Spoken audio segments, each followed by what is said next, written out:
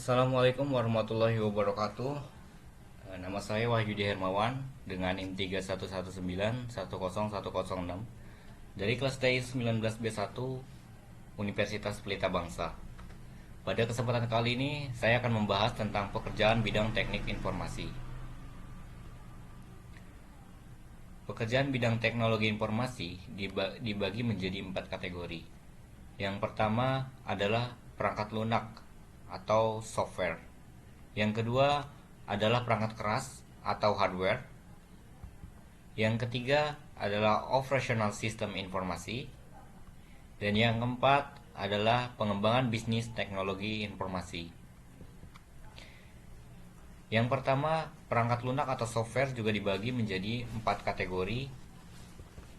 Yang pertama adalah analisis sistem, bertugas menganalisa sistem yang hendak diimplementasikan, mulai dari analisa proses dan alur sistem, kelebihan dan kekurangan, serta studi kelayakan dan desain sistem yang akan dikembangkan.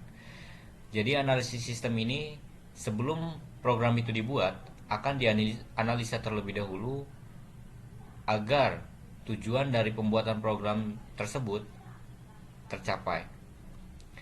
Selanjutnya ada programmer, bertugas mengimplementasikan rancangan sistem analis, yaitu membuat program, baik aplikasi maupun sistem operasi.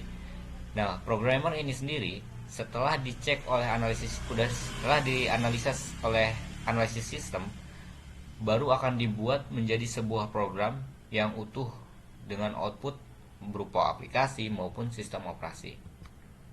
Selanjutnya ada web designer. Web designer bertugas melakukan perencanaan termasuk studi kelayakan, analisis, dan desain suatu proyek pembuatan aplikasi berbasis web. Web designer ini biasanya dikenal sebagai front end.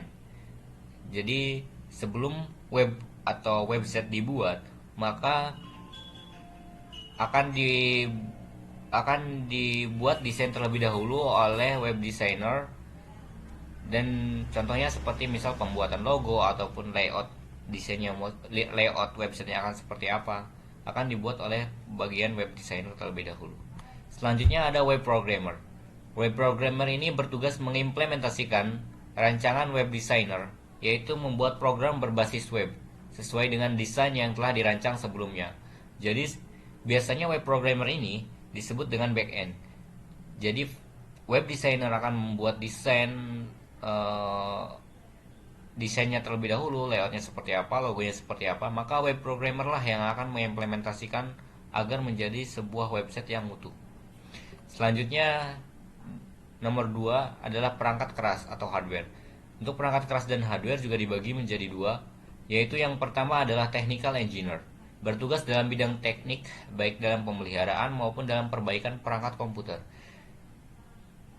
Jadi technical engineer ini memperbaiki perangkat-perangkat komputer, contohnya seperti misal ketika keyboard ataupun layar LCD ataupun hardware-hardware lainnya yang diperlukan. Selanjutnya ada network engineer, bertugas dalam bidang teknis jaringan komputer dari maintenance sampai pada troubleshooting. Jadi untuk network engineer sendiri, ketika ada problem dengan jaringan, itu akan diperbaiki oleh network engineer.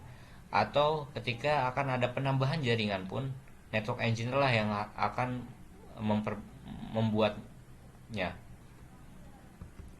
Selanjutnya nomor 3 adalah operational system informasi. Itu dibagi menjadi tiga, yaitu yang pertama adalah operator electronic data processing atau disingkat dengan IDV, bertugas mengoperasikan program atau aplikasi yang berhubungan dengan IDV dalam sebuah perusahaan. Selanjutnya nomor 2 adalah sistem administrator, menghandle administrasi dalam sebuah sistem. Jadi tentunya IT juga perlu ada seorang yang administrasi untuk menghandle administrasi ataupun alur dalam pembuatan aplikasi atau pembuatan website tersebut. Selanjutnya nomor 3 adalah manajemen information system atau MES. Di sini direktur memiliki wewenang paling tinggi dalam sebuah sistem informasi.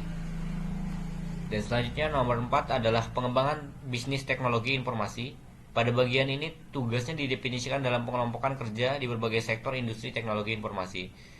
Jadi akan selalu berkembang untuk bisnis teknologi informasi. Mungkin cukup sekian dari saya. Kurang lebihnya mohon maaf. Billahi taufiq wal hidayah. Wassalamualaikum warahmatullahi wabarakatuh.